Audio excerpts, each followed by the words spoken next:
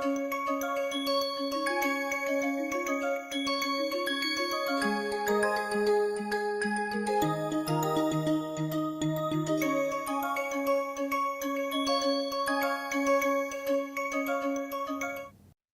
everyone, welcome to today's lecture on remote sensing and GIS for rural development. This is NPTEL lecture week 1, lecture 4.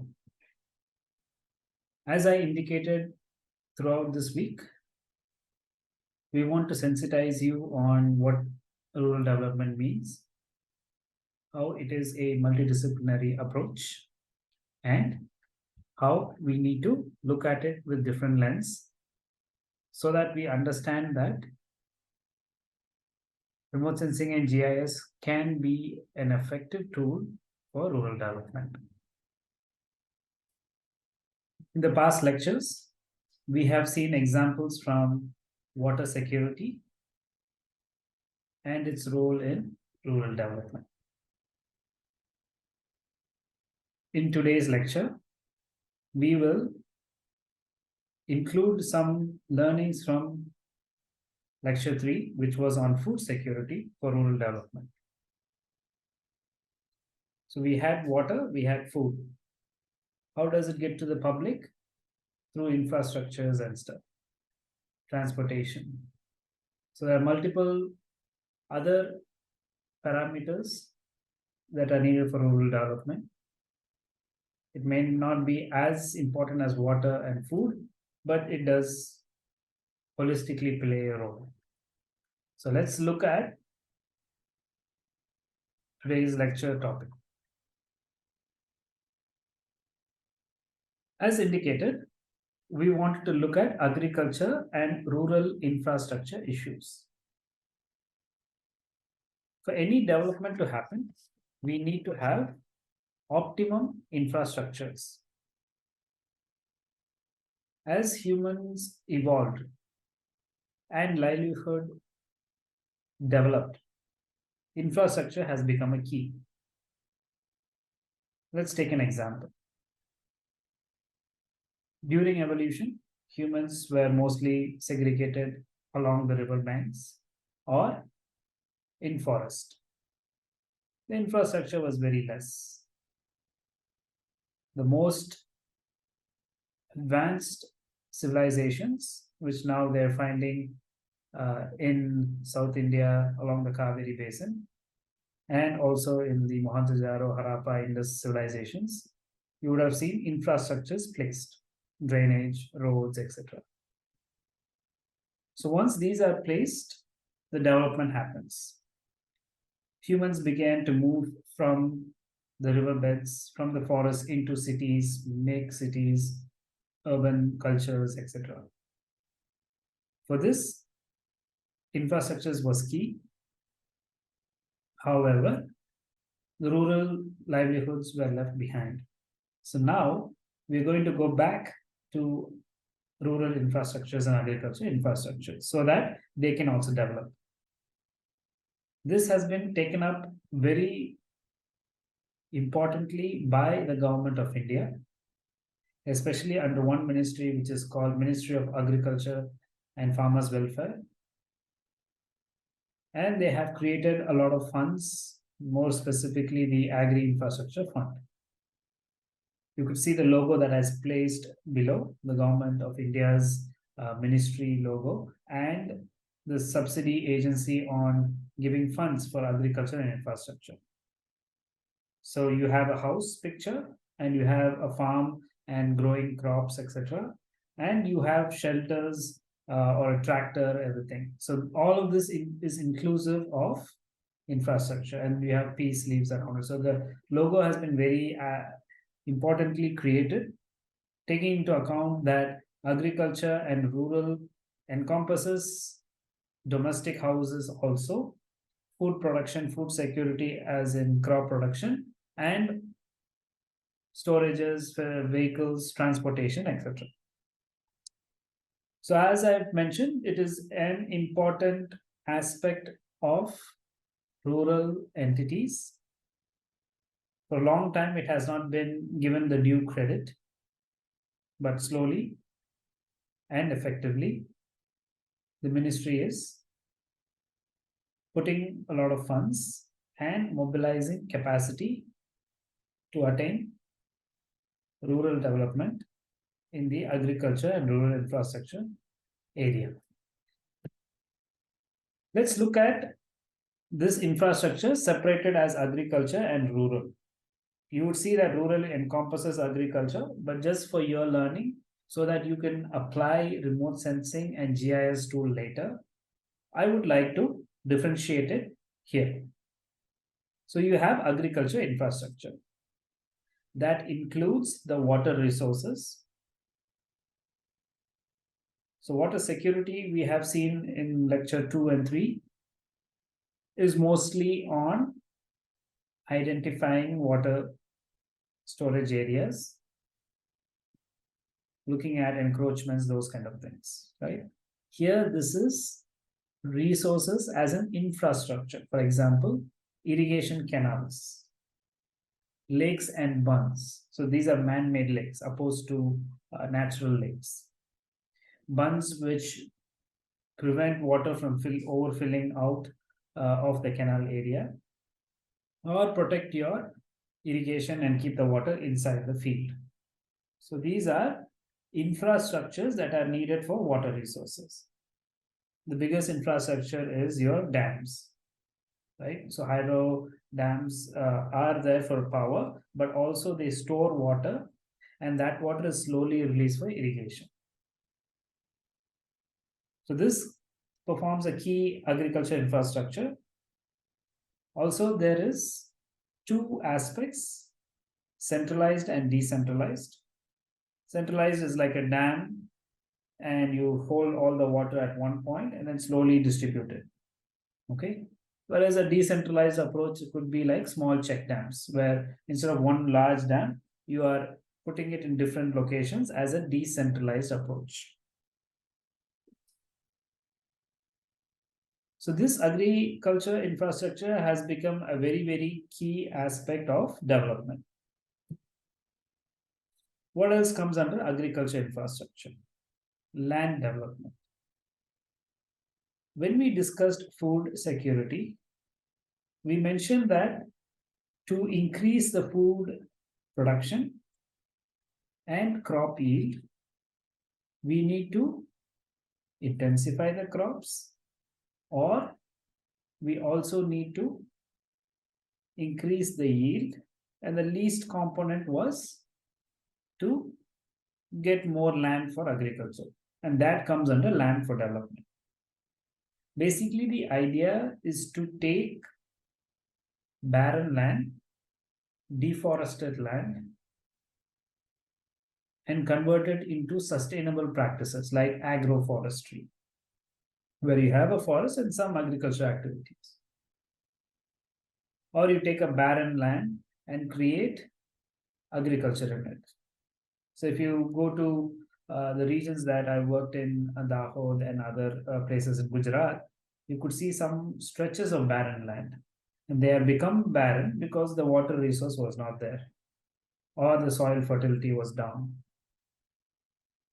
So you could create some infrastructures to develop this land for agriculture. So land development goes into rural development because it develops the economy, it develops the crop yield, etc. The other agriculture infrastructures would include agricultural equipment, which, as you see from the logo bottom, that's a van for transporting agricultural produce, and a van that can bring in fuel for the agricultural pumps, fertilizers, pesticides, and even labor. Because sometimes if you don't have labor, you go to different villages and bring people, manual labor, and then you use it in your field. So this agricultural equipment is also a part of rural infrastructures. Machinery, to be specific, is also included, and information systems. So machinery could include your tractors, your harvesters, etc. Because everyone cannot buy a harvester. It's a huge machine, right? However, you can rent it through agricultural infrastructure schemes, or a village panchayat might have it, and you can share it between your farmers in your village. Information system is more on data and data acquisitions. Nowadays, farmers are also brought under the smart farming umbrella, where data and advisories are given to farmers through their mobile phones, through TV and radio media. And this information is used by farmers to understand climate scenarios, to understand flood warnings, drought warnings, and plan agricultural activities. So, for example, if you know there is a flood coming, the farmer would lessen the crop area or use a different type of crop which is resistant to floods.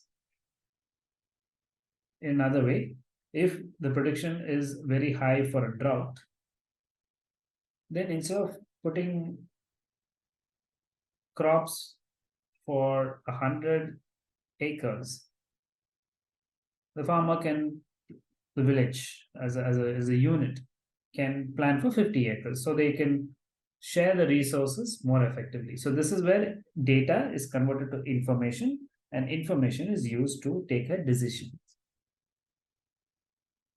The final one is the center part that you could see in the logo, building infrastructures.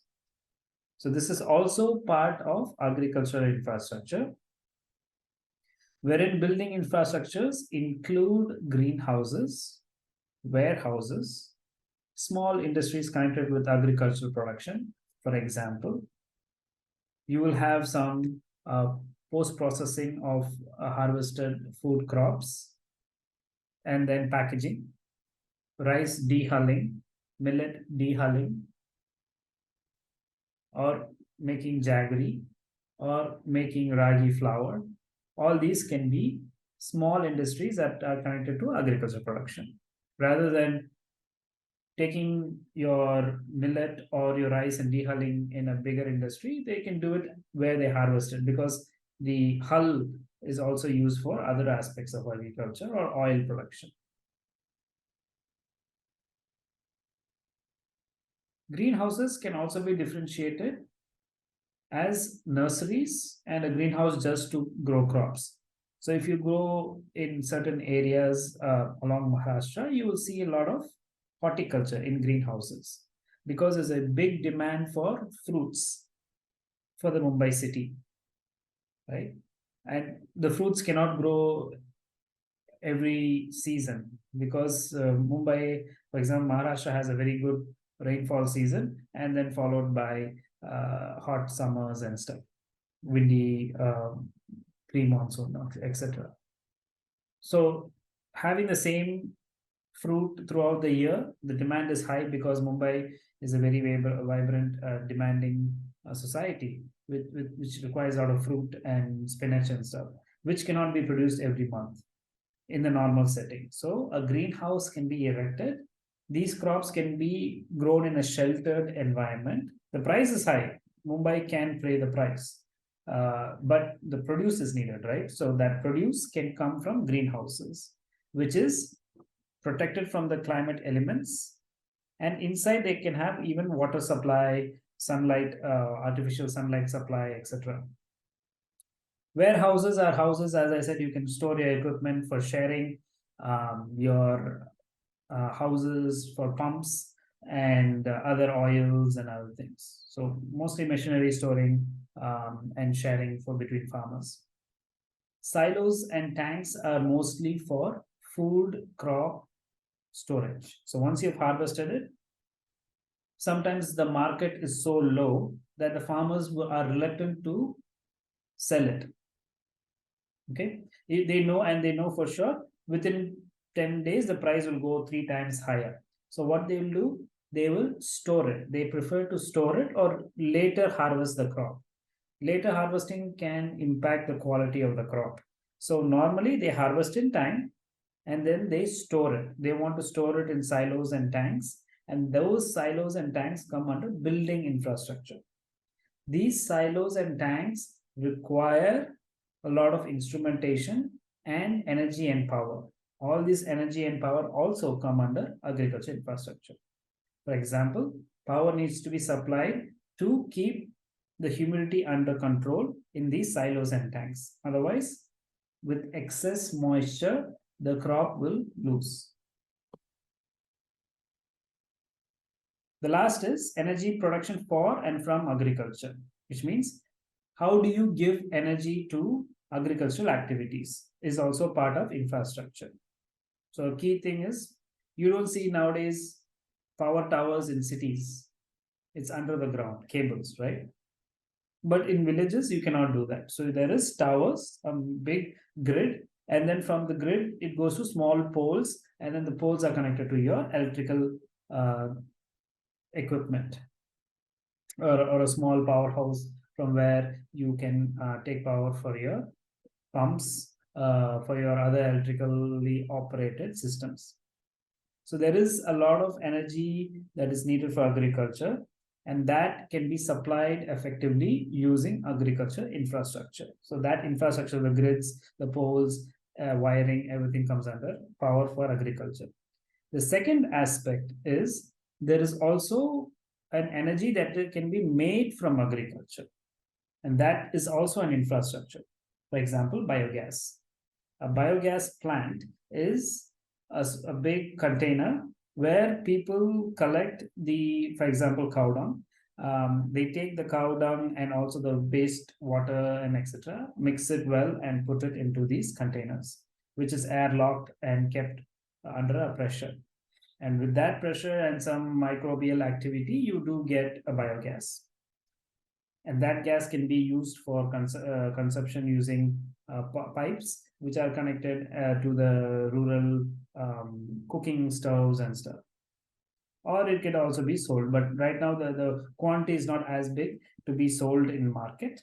However, the local entities are do get gas. Because we do not have enough firewood and other sources for cooking in villages. In those days, there was enough firewood and cow dung patties, we call, for cooking. But nowadays, it is not enough. As you know, the population is high, the food demand is high, etc. So for that, there is a good demand for biogas, because again, it is going to waste, and this is more effective rather than making patties and drying it and then using, or we call cow dung cakes, and then burning it for in chulas. So rather than that, biogas is well used. So all of this comes under agriculture infrastructure. Agriculture waste management, which is part of the biogas idea I was giving, is also part of the agriculture infrastructure.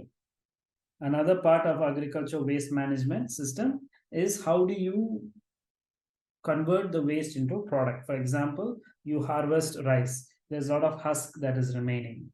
You harvest corn, there is a lot of stalk, the stick, the leaves and all those are remaining. How do you manage it? India has been known for, especially the north parts, has been known for stubble burning, which is after they harvest, they burn the crop, the residue crop, so that they can prepare the land for the next harvest or next farming. That is very unsustainable. You are actually burning the nutrients.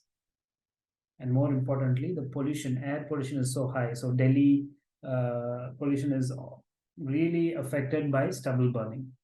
This happens elsewhere also. So for example, Indonesia, when they burn, Singapore and Malaysia have really bad air quality warnings.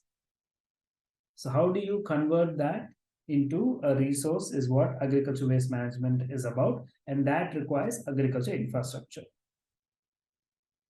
What are the issues? So we have discussed about agriculture infrastructure. Let us look at these issues. One, we discussed about the water resources and how do you build small check dams and wells, big domestic wells for public water supply. and all these tower and big storage tanks for water, all these come under agriculture and water resources in rural areas. There are a lot of issues. Defunct irrigation structures, which means people have not managed it, or climate extremes have demolished it, like a big flood and it has been broken. Again, there's no management after the flood, and so they become defunct. Defunct is it cannot be used optimally. For example, like this, you can see a huge check dam that has been built across this stream or river network. However, it has been half has been broken. So once it's broken, there's no use for this unless and otherwise the full thing exists. So that is one. The next one is you see a well, and the well on the sides and all, there are root zones and roots coming out, and more importantly, rocks and all falling inside. So there's less management, and the well depth has increased. So these are also part of defunct water storage structures. There's a lot of encroachments. So if you have these check dams and water, there is a pathway through which water comes. So let's take a tank. A tank is a big structure which stores water, and water flows from all directions. So unless and otherwise water flows and comes into the tank, you can use it. If you block all these pathways where water can come, then it is an issue. So that is called encroachments. Limited maintenance. I've spoken about if people don't maintain it, it is lost. So for example, when these are built, it is built by the government, hoping that the people who are using it will take care of it. There is no budget for maintenance. There's a budget for building it.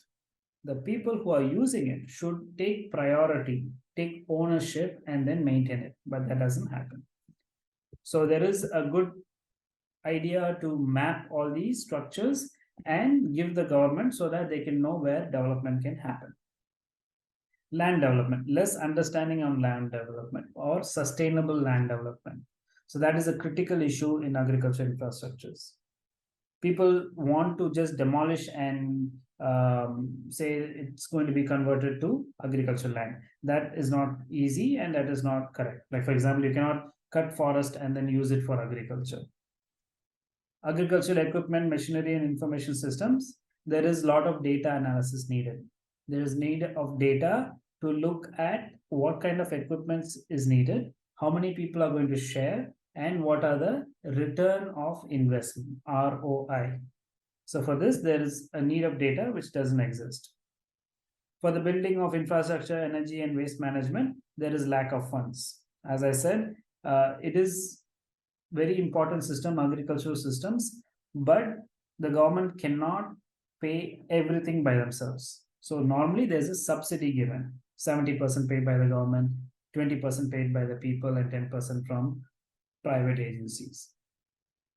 So there's always a give and take. The percentages differ, but there's always lack of funds.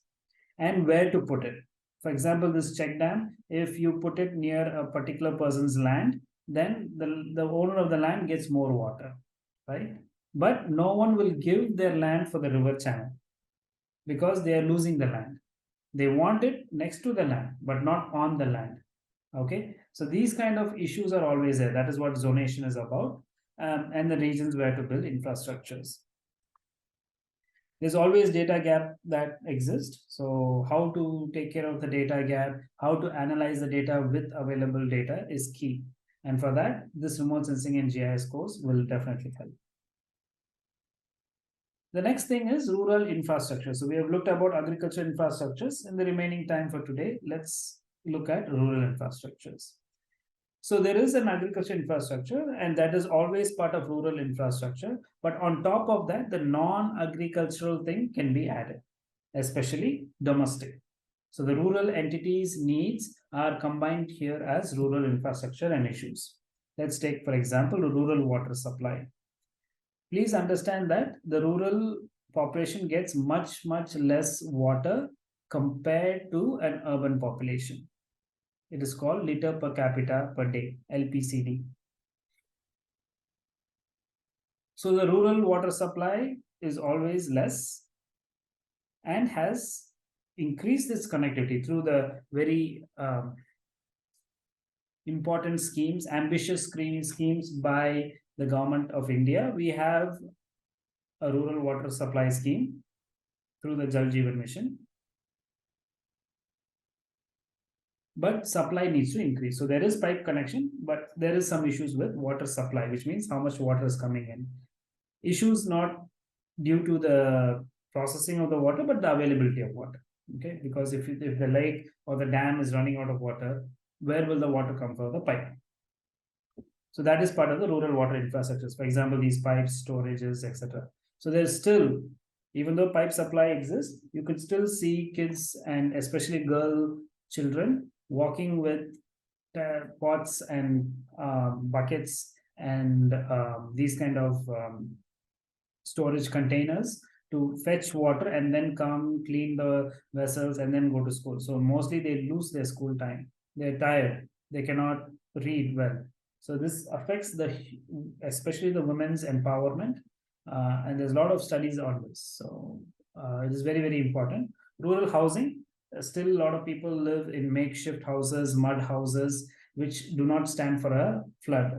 So there is always a need to build sustainable houses. Where to build, how to build, this kind of remote sensing course can exist. So schemes exist, but needs to be extended to all regions because there needs to be a map where to build these structures. Okay, and then the rural water storages is also different. So there's a supply through pipes, and I have already explained that there is also a storage need.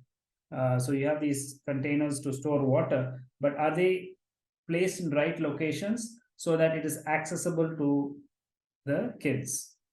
You cannot have it kilometers away, right? Or only for 10 population, 10 households, you can put one storage, and then 50 households have to walk to this 10 location is not correct. So there's some kind of mapping exercise that needs to go to bring optimum water. And can it be placed near a location where water supply is high? For example, there is a groundwater availability. All it needs is a groundwater pump. So you can put a good groundwater pump it to the storage. People can take it from the storage unit. The last and most important thing is rural hospitals, schools, and daycares. These are building infrastructures.